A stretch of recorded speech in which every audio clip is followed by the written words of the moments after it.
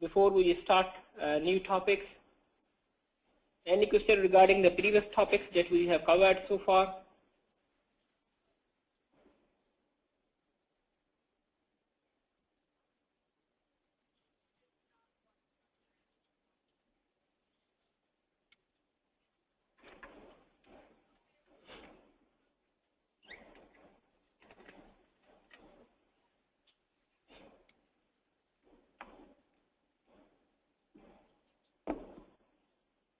Well, up to now we have learned different things in EGL. We have covered different topics like what is EGL and how to create rich UI projects in EGL, what are the widgets that are available inside of EGL environment, and what are the third-party like Dojo widgets that we can use in our rich UI pages.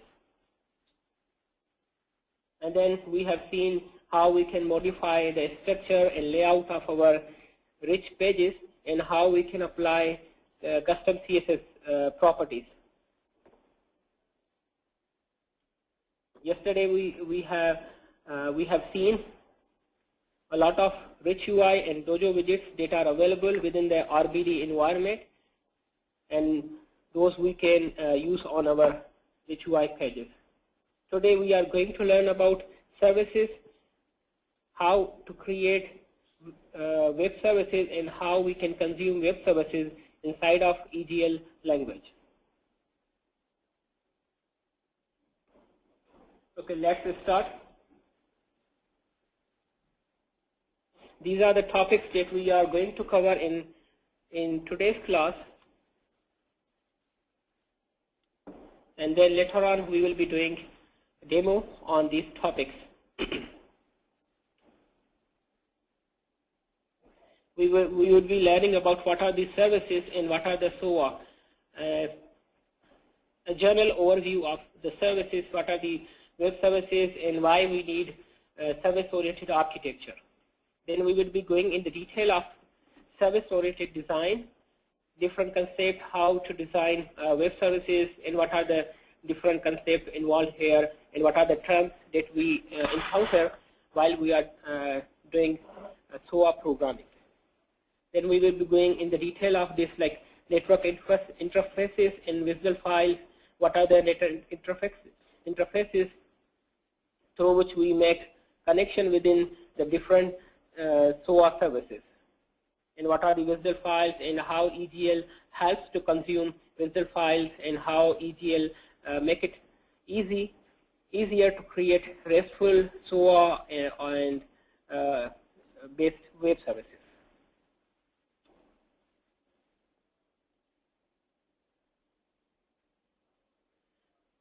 I hope you would have heard about what is the service-oriented architecture and what are the services that we like to consume in our day-to-day in our day-to-day businesses or in business applications. We focus on the business logic. For example, we have a certain code that is written in one language, maybe in Java, .NET, PHP, Perl, or maybe some other programming language, and we want to make that business logic available to the rest of the world, to other application, or to an application that is running on a different domain. Then we are going to use service-oriented architecture, and we are wrapping our business logic under certain classes and interfaces through which we make our business logic, business code available to the third party. For example, we have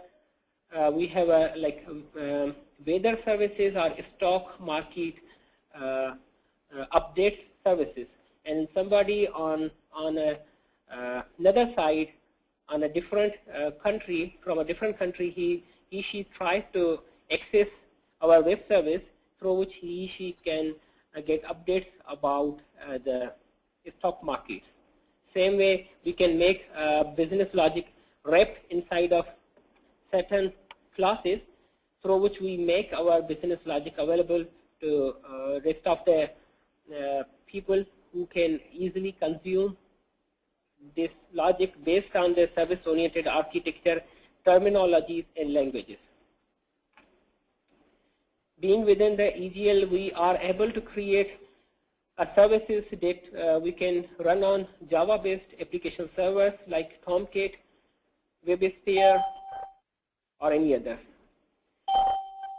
Same way, we are able to create web services that we want to deploy and run on any mainframe, like on ZOS or iSeries or PCs and some other systems, either maybe on Linux or AIX and some others.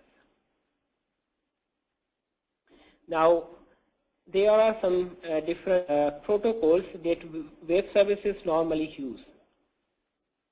They can be based on SOAP services, they can be based on RCP, they can be based on REST protocol.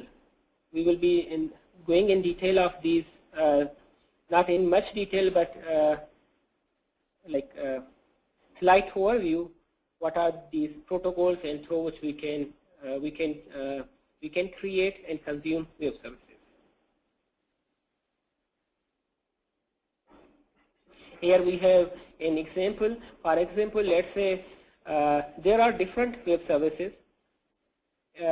One web service is providing an information regarding to rent a car, and that web service itself is consuming another web service that is reserving a vehicle.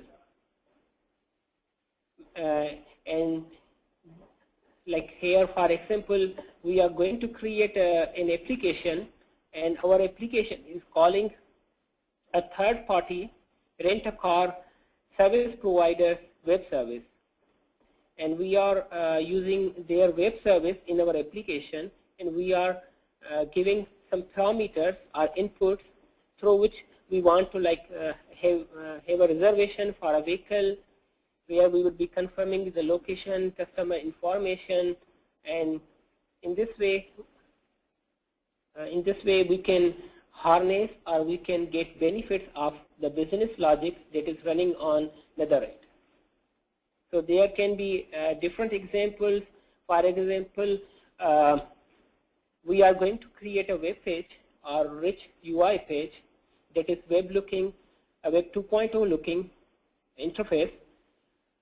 Let's say we want to have certain data in our grid, and we want to put a Google map on the same page, and once the user click on the information, the corresponding Google map will be updated. And based on the location, the that area's residence information will be updated. Now we have an application. It's calling a service that is like getting the information from a government portal or a government service, and it's trying to fetch down the information of the people or the resident in a particular area based on the area that we have selected inside of the Google map. So in this way, here we can integrate multiple web services and make the thing happen. Here we have some additional information, like when we are going to create web service, how they are working over the network, what protocols, what technologies, what are the underlying hardware and software that are being running in the background, and that is making this web service call possible. Initially, we had RCP, remote program call. Like here, we are trying to call, we are trying to use this architecture inside of EGL, and we are able to call local services or library call or program call. For example, we have a local service, but that is running in another project, not in the same project. Same way, we have a library, it's in another project, not in the same project, but both projects are running on the same server, on the same machine. So call is calling a program that is a different program, but both have the same server. They have the common network. Then we have distributed component object model, DCOM. We have RESTful architecture, we have Callback architecture, and we have web services SOA-based architecture. These different architectures are using different technologies and protocols, and they are making the web service call possible. In the distributed component object model, if you are aware, like you can know for example, inside of Internet Explorer, we are making an ActiveX object available inside of the browser, Internet Explorer, and through which we are going to connect with another application. We are calling the object inside of the browser, and in this way we are making two applications communicate with each other. One application is able to consume the resources of another application. Same way, we have a Callback where one application is trying to consume the resources of another application.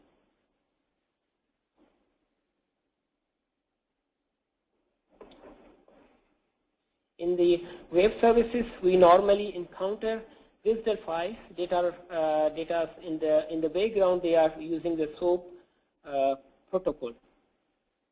SOAP is Simple Object Access Protocol, and it's based on the XML technology or XML language. What is inside of the WSDL file? We can figure out what is the URL or the location where this web service is running. And within the WSDL file, we have another information. We can see the number of functions that are possible to be called or to be consumed through this WSDL file. We can see what are the input parameters and what will be the return parameters from this web services functions.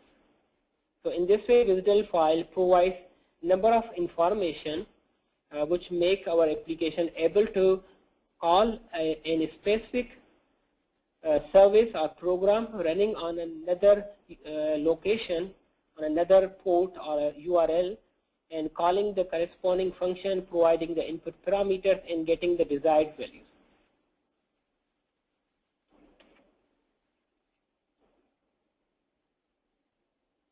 Same way, here we have an example of like service-oriented applications. For example, one application is trying to consume multiple services. Rather than creating everything from the scratch, it is like desirable, or it is recommended to distribute or to have divided your applications. You have divided your business logic in a specific manner, or following the web services or service-oriented architecture terminologies. We can distribute our applications, and then we can call the corresponding business logic. In this way, we can have an application, and it's trying to call different services. And it is possible from within one service, it can call another service. Now we are coming to EGL, how we can call web services and how we can create web services inside of EGL language.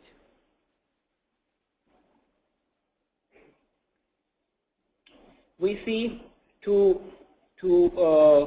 important or normal ways, two important methods through which we can create and consume web services.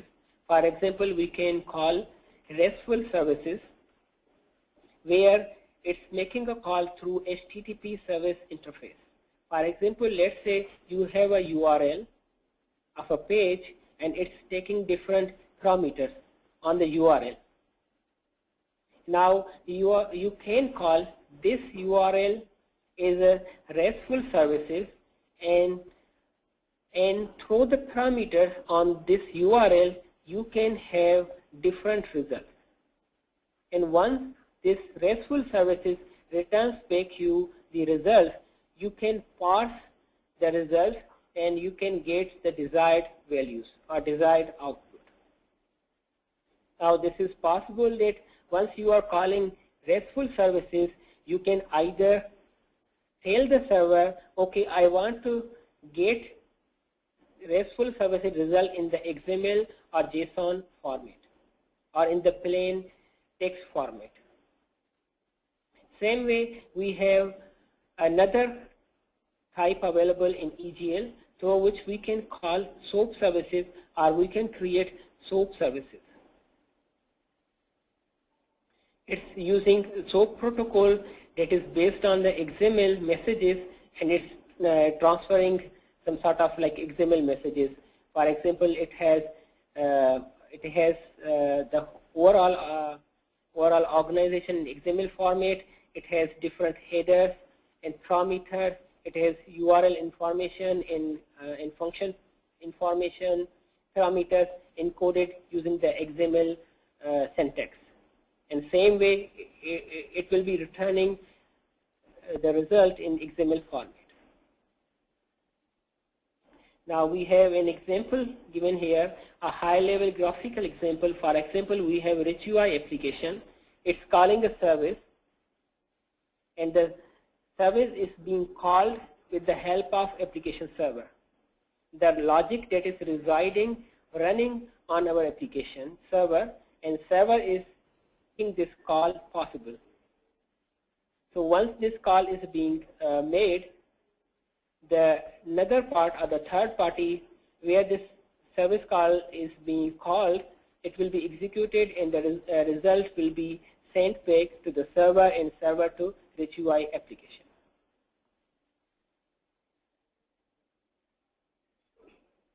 Now we have some more highlighted information here, like in the SOAP web services. As we have talked about, like data is being transferred that is based on the XML format, and here we are trying to use the WSDL file, web service description language. These WSDL files are in the XML format. It has number of information given inside of these WSDL files, like the location, function names, parameters, return types, and some other information. Now we can, once we are consuming these WSDL files that are making our web service like present inside of our program, inside now through EGL we would be creating some interfaces. We would be creating some functions that are present inside of this WSDL file. So the RBD tool, it will create everything for you. You don't have to write any interface or service or data types or special data types that is being used inside of this WSDL file, or that is being expected by the service, by the web service. So EGL runtime automatically generates everything for you. Then you only have to call the interface name and the corresponding function name, providing the parameters, and it will return back you the results. As we have already talked, web services can be like EGL to Java web services. For example, we have created web services that we want to run on any Java compliant application server, like WebSphere, WebLogic, JBoss, or some others. Same way, we can create web services that we want to deploy on Z series or System I, or that is like based on the Kix services or RPG programs. They are calling in the background some RPG code or COBOL code. So same way we can create some other services, and plus we can consume all these different types of services inside of our EGL application. So any question regarding the web services? If you still not clear on what is web services and what is the benefit of service-oriented architecture and why we need web services. Now we will be going in the detail of like how to create web services inside of EGL language. Here we have a simple example. We are mentioning the points through which we are going to create or consume a web service. For example, we would be either creating WSDL files or accessing, means consuming WSDL files. We would be creating a project and we would be importing the WSDL file, and we would be running the generator that will generate interfaces, functions, and the corresponding input and output type of data variables. So in this way, we would be only responsible to call the corresponding interfaces and functions and providing the required parameters and then waiting for the result. And if within the RBD tool, we have a feature through which we can test our WSDL file. For example, we have created or we are going to consume a web service. Now, rather than directly going inside of the code and then generating the code and then calling the interface and something unexpected happened within the call, we cannot make sure that either the service is okay or there is a problem with the service. Either the service server that is making, excuse me,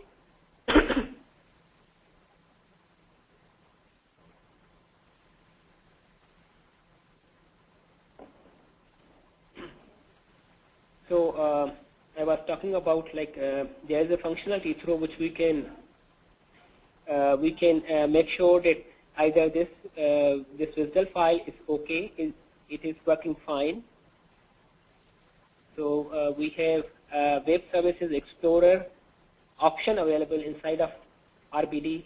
We will be looking in the detail of how we can use this functionality and how we can paste our WSDL file before going in directly in the code and then making this call and calling the interfaces and generating the code. So in this way, we are just like would be on the safe side.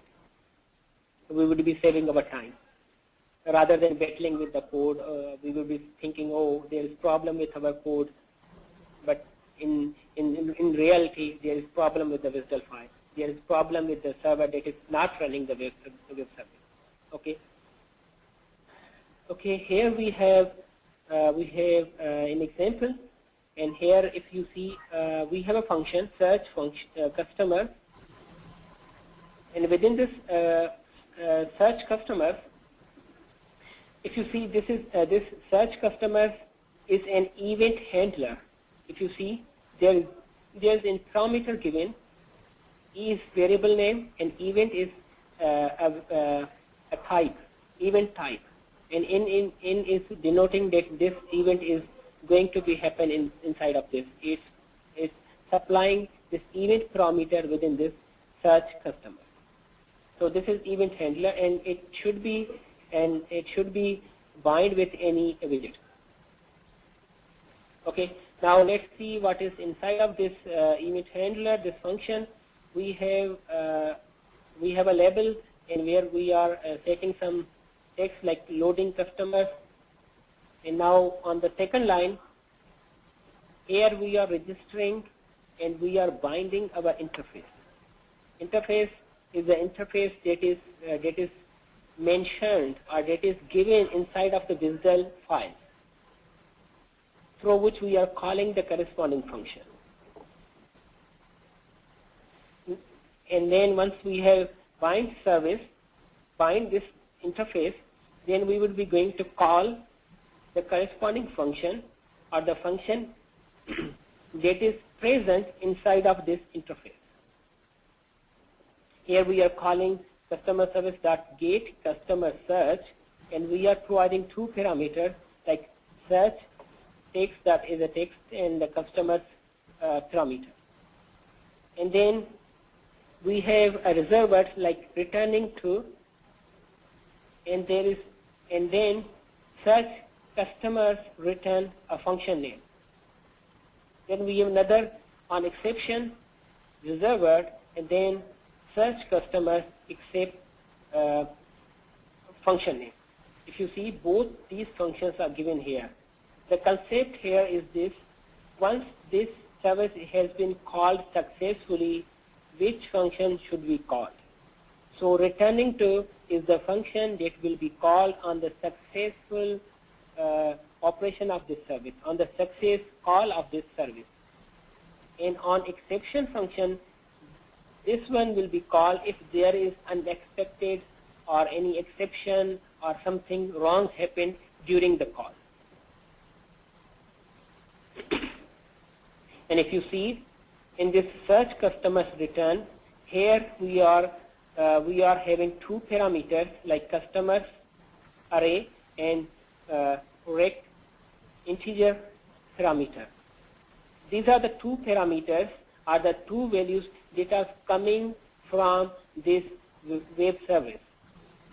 These two return values are coming from this web service call. And now within this function we can manipulate on these return values. It's up to us how we can manipulate them. Either we can save them. If it is an array, we can either show inside of grid, or we can do some other activities. It's up to you. If you have any questions, please go ahead.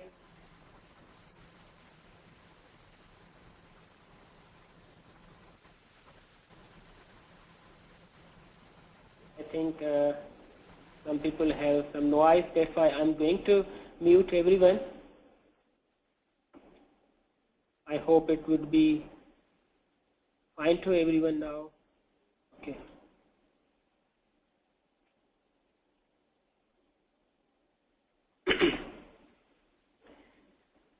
Okay,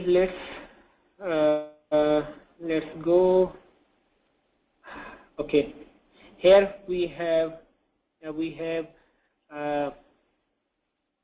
the detail on this service call. The service name, if you see this code syntax, here we are writing a call reserve word, and then we are putting a service name. The service name is a variable that is based on an interface. An interface will be generated from the WSDL file. I will show you how interfaces are being generated by the WSDL file. Then we have operation name, means a function name. The function names are the list of functions that are available inside of this interface. And then in the argument list, we are providing the arguments separated by commas, and these arguments will be sent to this function over the web service. And then we have returning to reserve word, and then my callback function. This function will be called on the successful call or return of this web service. And same way we have onException, my exception handler. This will be called on any in the case of any exception or unexpected behavior, or maybe network failure, or if service is not running, or exception generated within the service, or some other reasons. And here we can specify even timeout in within the curly braces within this bracket, and where we can say, okay, wait for so and so milliseconds, and if there is no successful call, then generate this onException function. Then it will generate an exception.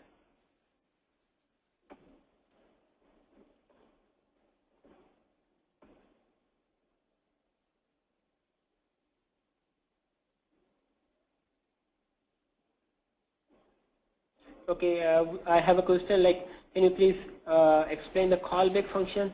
Yes, we are going to going in the detail of callback function. If you see here, we have callback on exception functions detail. Callback functions are those functions that are being called on the successful return of the web service. An onException function is the function that is being called if there is an exception generated during the call of this service. For example, you are calling a web service that is running on the network and there is that server is not available, or network connection is unable to be connected, or there is network failure, or there is unmatched parameters, or something unexpected happen in the call. So onException function will be called. I hope in this way it would be clear to you. Now here we are going to highlight some points here, like we are highlighting what are the positional parameters. Like for example, you have supplied some parameters inside of your in your service call, in within the callback function, the successful function. There are some parameters. For example, let's say our web service is returning some parameters. For example, first parameter is in string type, and second parameter is in the type of integer, and the third parameter is array. Now our service is returning these three parameters. Now let's say we have created our callback successful function. Okay. Now if you place your argument in a different order, for example, you have placed your array at the first position and your integer at the third position and string in the between. So in this way you are not following the callback order. So you have to follow the callback order. That is the order that is being transferred or supported by the web service. I will show you it's not a big deal, or it's not a big problem how to identify the callback order of these parameters. It's already been generated for you by the RBD. You have to only provide the parameters and just wait for the call. Okay, here we have in high level overview of how this web service call happens, or how this event happens, and what are the steps through which this call is being made. For example, once you have clicked on any button or any event that is triggering a web service call, now it will be going through your application server, and application server is calling the web service that is being run on your on a third party, on any mainframe, or on a database side, or some other things.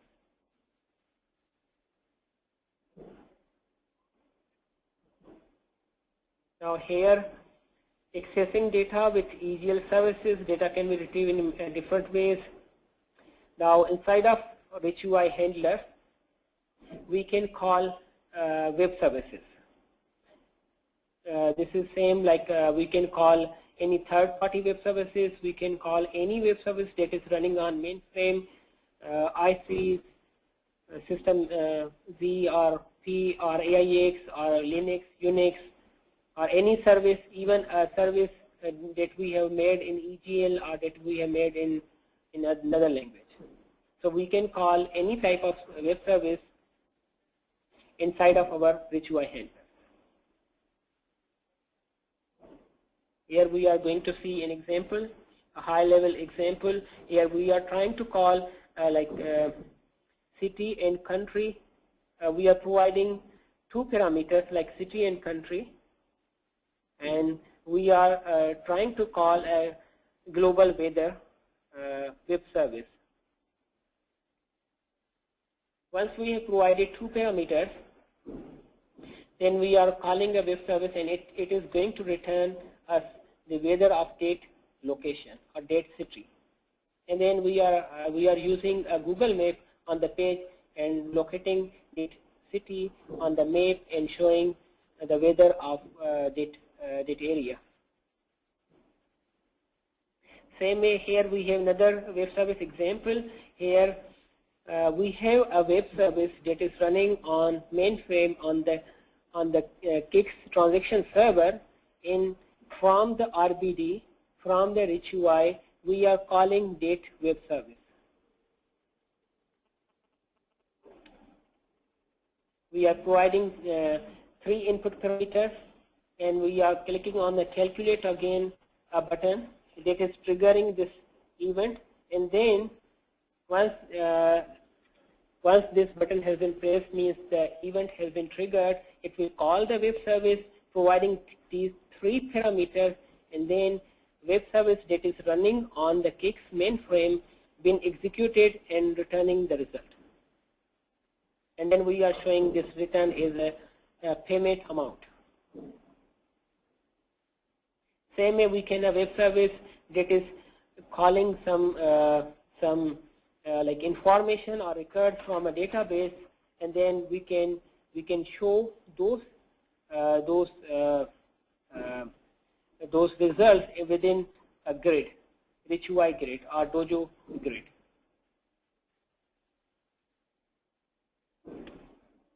Okay, I think we are done with the slides. Now let's go with the demo part and let's see how we can create a web service and how we can call a web service. Any questions so far? Please go ahead before I move to a demo.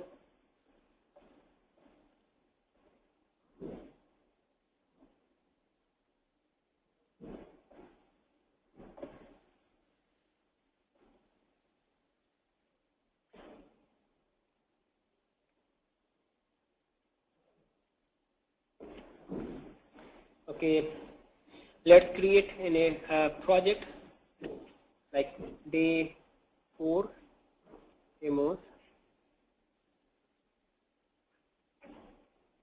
We are creating a rich UI project.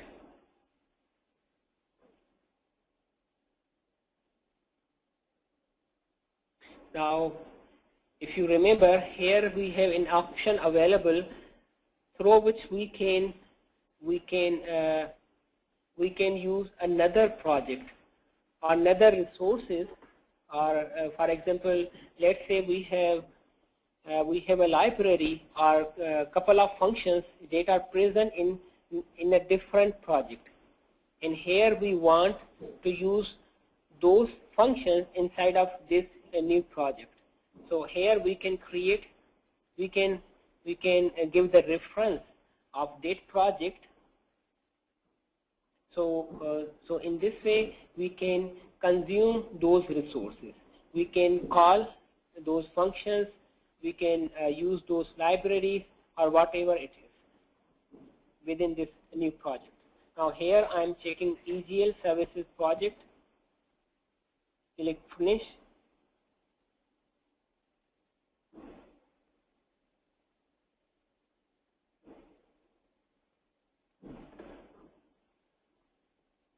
So this is our default generated project. If you see, there is nothing.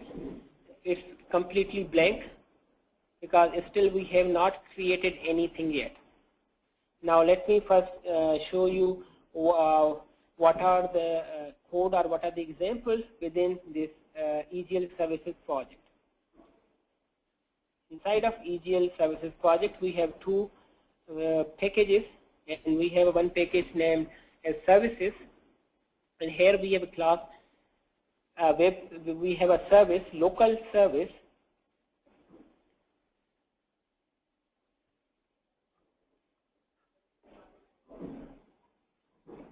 Okay, I just opened this service. Now how we had created this service, just it's a simple, just create a package and then new, and then select service, this option. Once you click here, a dialog box will appear. Now you have to specify like which type of service you want to create, like SOAP service, then give it any name. My services, let's say, and then finish. New file has been created here, and this is the default code generated for us. Now here we can create our functions, or we can create the functions that will be available to us. These will be the global functions, or the functions that will be available within the web service. Okay. Same way here we have created a simple function. Here we are validating a zip code. We are checking either this zip code is in the correct range for California, or it's not within the range. It's my logic, or it's our logic, and based on if there's correct zip code, we can show okay, zip looks good. Otherwise, we can show another message. So this input, this message will be returned back to the person or the program that is calling this service. Okay, this function is taking a parameter. If you see here, we have one parameter. Its name is input zip, and its type is CA test rate. What is CA test rate? If you see here at the bottom, this is a record. And within the record, we have two variables. One is message, its type is a string, and we have zip in, and its type is a string. So this is the parameter this function is accepting. And if you see here, we have a special reserve word. It's in and out reserve word. This reserve word highlights that we are passing this function, this variable, this input zip variable, is a by reference. This variable is taking something as an input inside of this function, and same way it's taking output from this function. If you see here, we are taking input from this, we are getting values from this input zip variable, and here definitely this zip in is in the string format. If you see here within the record, this zip in is in the string format. That's why we are casting this input. If you see here, we are casting it into integer. And then we are creating a new variable, and here we are doing our some checking, and we are checking either this is in the correct format or not. And once this is done, then we are storing the result. We are giving the successful or unsuccessful message using the same input zip variable. So this is only possible because we have used this in-out keyword. Okay, I hope this would be clear to everyone. Now let me call this this service in our new project. Now I open my day 4 demos, right click, create new package, so that I can store my handlers within this package, new and rich UI handler, call local service. Give it any name, it's up to you. I'm giving it call local service because this is a local service running on locally on my system, or locally on my same server. Okay, once you have done this,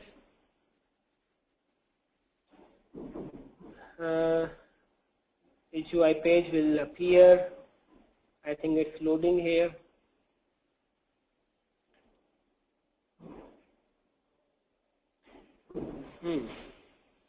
Okay.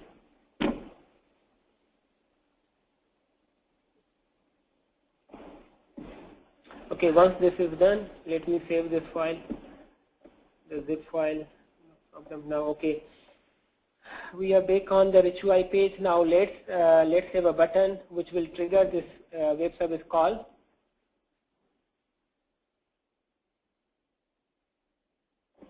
Let me give it this function call local web service. You can call a service local service or local web services, and then let's put in text field on the page where we can enter zip code. Oh, it's a text area, not text text field.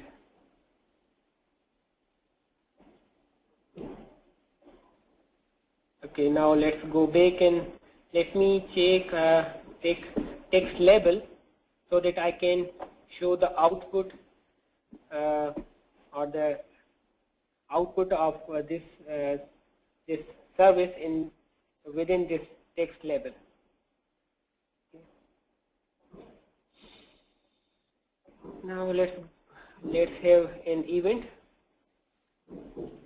Just select your callback function and now select on click button, click this plus sign, and then it will create an event for you.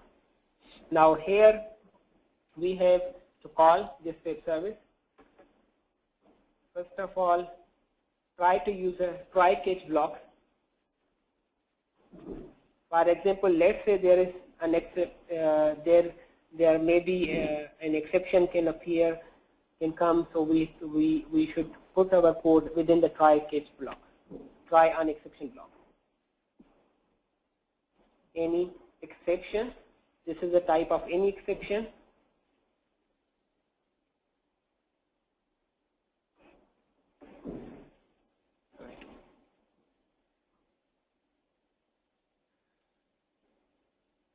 Okay.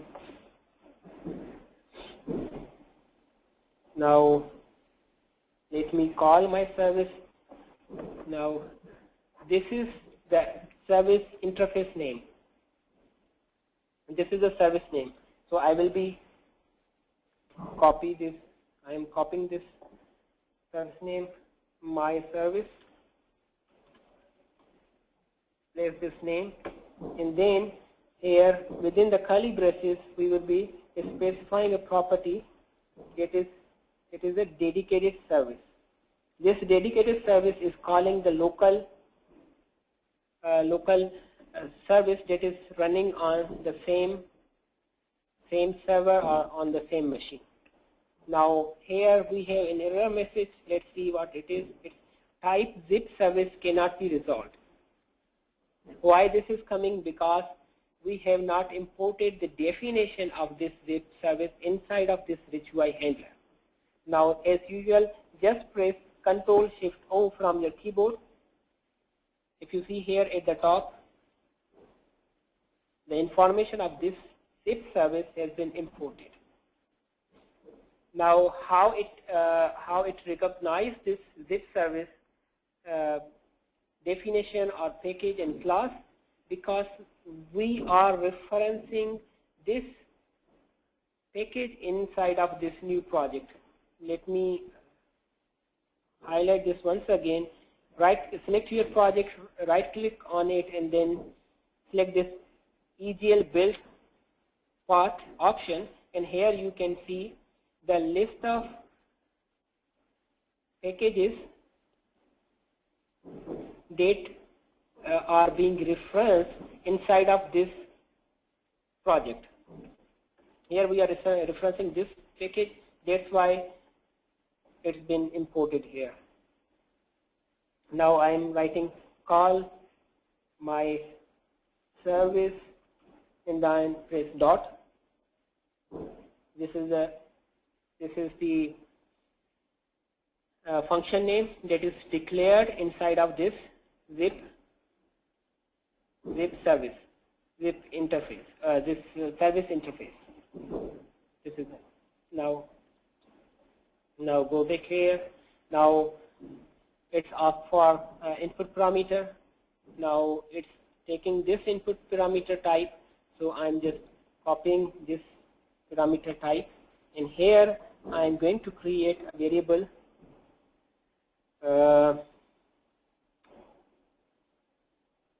my zip. Okay. Now Control Shift O. Just marking this because this is not recurring this line. Just press Control Shift O. Now it has imported the definition of this record. Same way. Now write your line here. Now we would be providing this input parameter because now this is in correct format. Now we will be writing returning to my success function on exception to my exception. Okay, then semicolon. Okay, now it's giving an error message that these two functions are not available within the code. Now just select these two functions, right click, and if you see there is option available, create callback function. If you click on this, it will create the callback functions for you. I just press it. If you see, it has automatically created callback functions. And if you see this my success function, it has provided the correct output parameter. Okay. Now let's once this return result has been called successfully from the service. Now I want to show this result inside of my text label. I'm copying the text label name here, dot text property, then assign this value, right? Then message, okay? Because we want the message parameter. Same way on the exception area, if there is some exception generated, same way we have message property for which we want to display message inside of this text label so that we can know, okay, there is an exception. Now we have to see what is the exception and why this exception is coming. Same way I can put this exception message here so that if, let's say there is exception generated while we are calling the service. So this exception block will be like called when there is exception generated while we are calling the service. But this exception will be called once there is failure on the another part, on the other side. Okay. Now here we have to, if you see here, we have still not provided the input to this my zip parameter. Now I will be taking input from this text field and I will be storing within my zip equal dot, because this is message, and then equal to text field, then text property in the semicolon. So, now if you see here, I will be entering some value inside of my text field, then I will be saving that result inside of this message property within this record, and then I will be providing sorry, not this zip, but this will be zip, not to zip in, because we are providing the zip in property that will be checked here. If you see here, it's taking the zip in, not the message property. Okay. Once you have provided this, then you have like bind your service, your local dedicated service. Then here we are calling a function, and then we are providing this parameter with the same correct type. Here we are providing a record. Now once on successful return, it will call this function and it will be showing the result. Now save this file. Let's go back. Let's come in the preview, and here let's see what will happen. Let me providing this one. I'm clicking on the call local service. Let's see what will happen. Let me open the console here so that we can see if there is message coming on the console, we can see it. Okay. Or it's saying it's not a California zip code. In this way, it has called our service. This message came from the service. This zip code has been verified by the service. Now if I provide a correct one,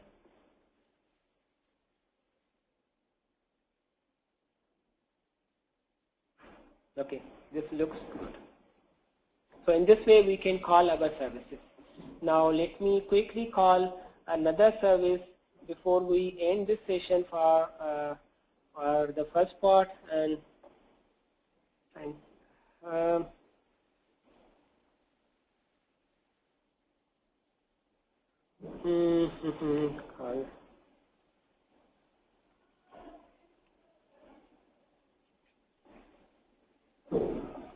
here I'm trying to call a weather service.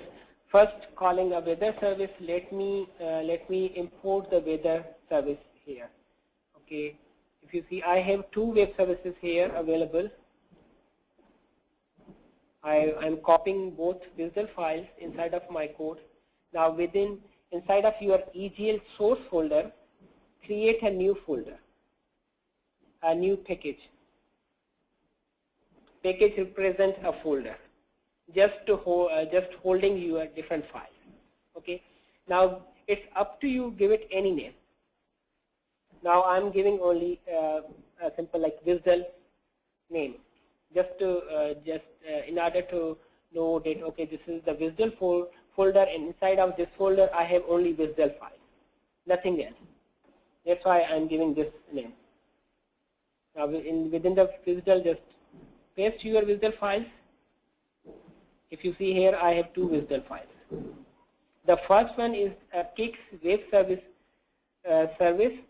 that is running on the ZOS on the IBM machine. Let me open this file. Let me give you a brief overview of this visual file. I'll just double click on this visual file. If you see here, this visual file is giving us some information. Here, the name of this service is EPACSMRT service. And if you see, this is the URL where this service is running. So this service is running on the vserver.os.demos.ibm.com on this port and this service package. And it has this interface. I represent interface, and it has this function, this operation function, and it has one input parameter and one output parameter. And let's see what this arrow shows here. If you click on here, it will give you the detail of this input parameter. It's a record type of parameter. Same way, output is also in a record format. And within this record, there are three other variables with different data types. Now, same way, this is the graphical view. If you click on the source view, you can see this XML code of this visual file. Here we have another so many different parameters and some other information here. At the bottom, you can find the URL. This is the SOAP address URL. So this is a URL that is being called, and on this URL or on this server, our web service is running. Now as I explained to you, before going to call directly these services, let's test these WSDL files so that we can make sure, okay, these services are running fine on the server, and now we can call within the code. Just select the WSDL file, right click here, and select Web Services and test with Web Services Explorer.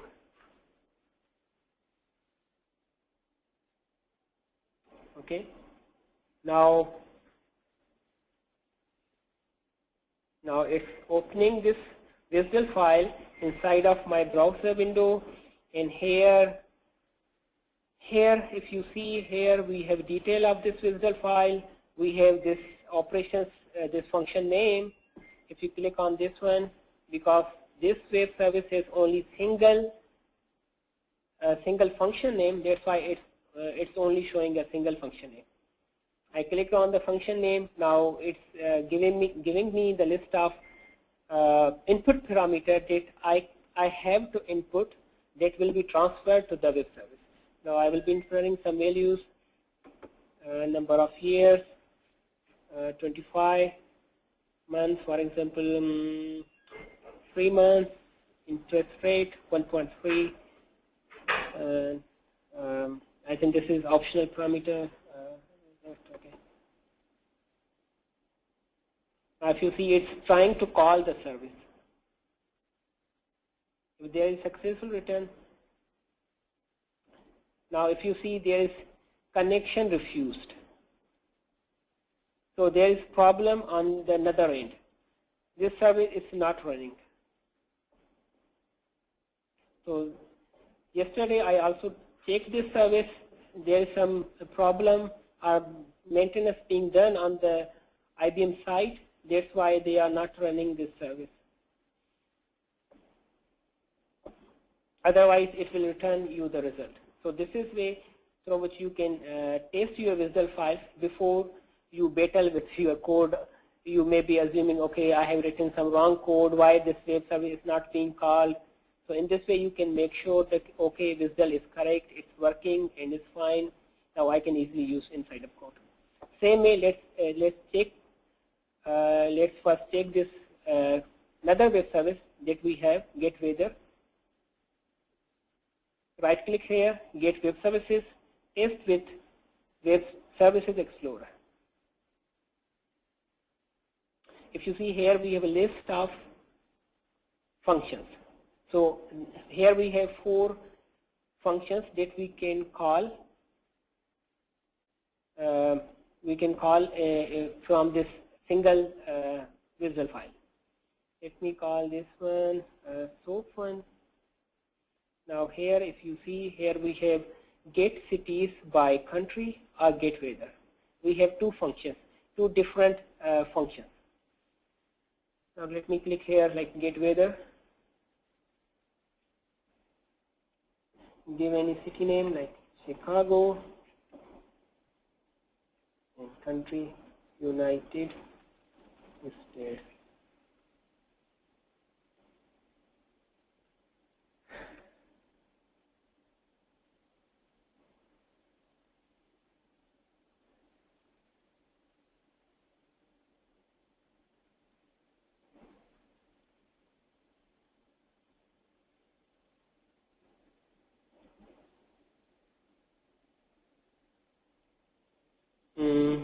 Let me check it here.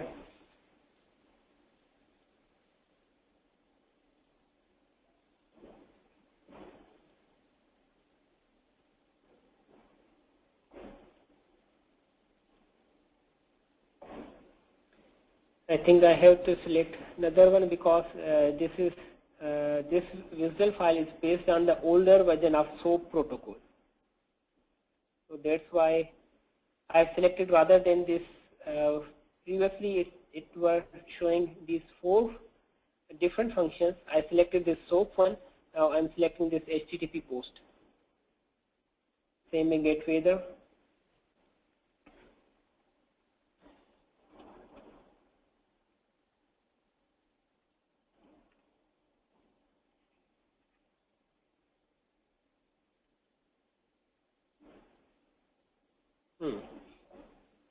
I think there's Same way, there's problem with the URL.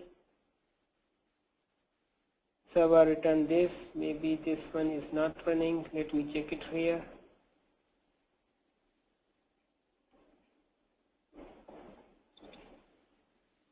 I think there's problem with the server. Okay. Anyway, I will try to find another third-party web service that we will try to consume inside of our EGL, and we will see how it looks like and how it works here. Okay. Well, anyway, if you have any questions, please go ahead. And in the second part, when we will be calling here, we will be meeting in the second part. We will first try to call a third-party web service. Meanwhile, I will search on the website for a free third-party service that we can consume, and I will download the visual file, and I will show you an example on that web service.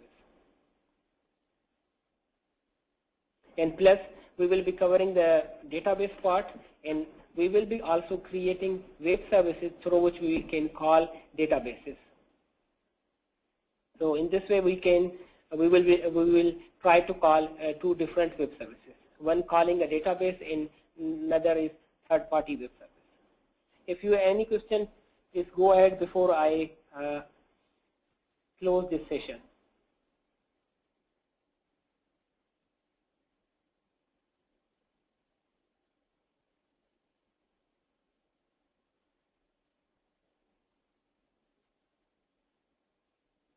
Any question?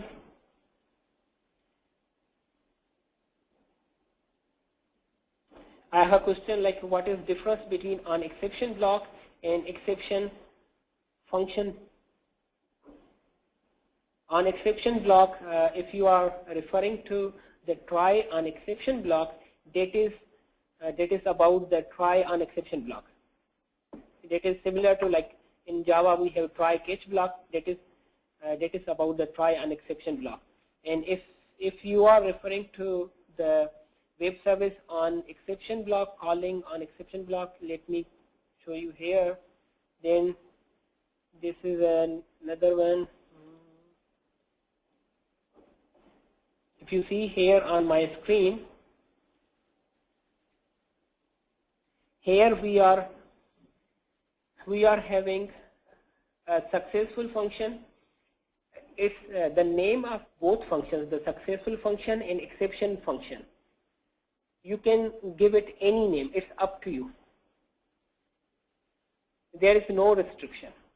Okay.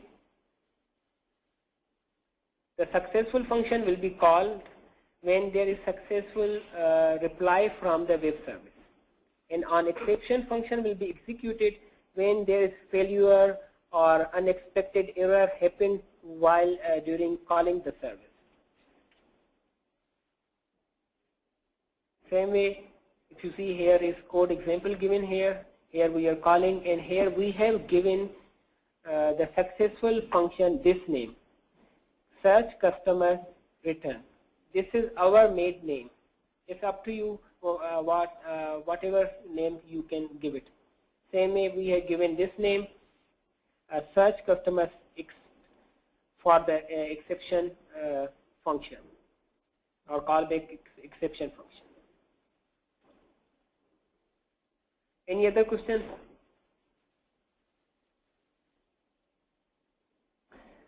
Someone is asking about the reference material. I think there is a reference material. I will see it and I will share with you. I will share the URL from where you can download the reference material, and you can have experience on the services and how to create and consume web services in EGL. In the later part, we will be creating a web services, and we will be consuming web services based on database. For example, we will be creating a web service that is calling database, and then we would be consuming that web service in a different project. So in this way, we will be creating and consuming both things in 2 different projects.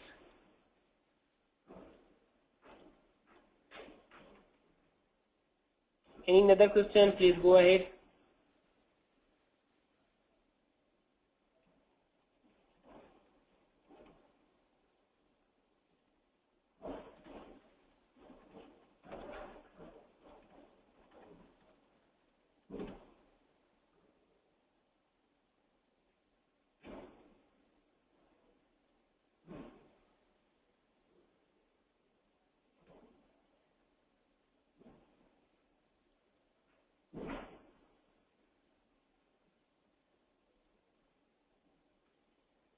Okay. Okay, we will meet after 1 hour and 50 minutes. Meanwhile, try to go through this services slide and try to have try to read these slides, and if you find any point that is not clear to you, let me note that point in the second session, and I will explain to you. Even you can try to create a service, and within the service try to create a function and supplying an input parameter and then returning some value, and then you create a different project where you try to call your local service in the same way that I did here.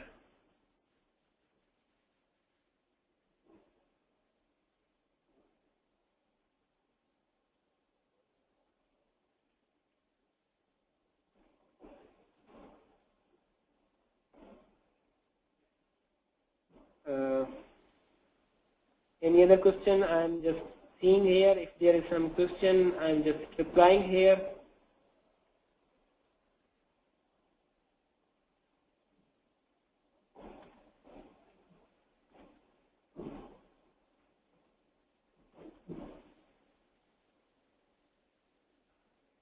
No. Okay.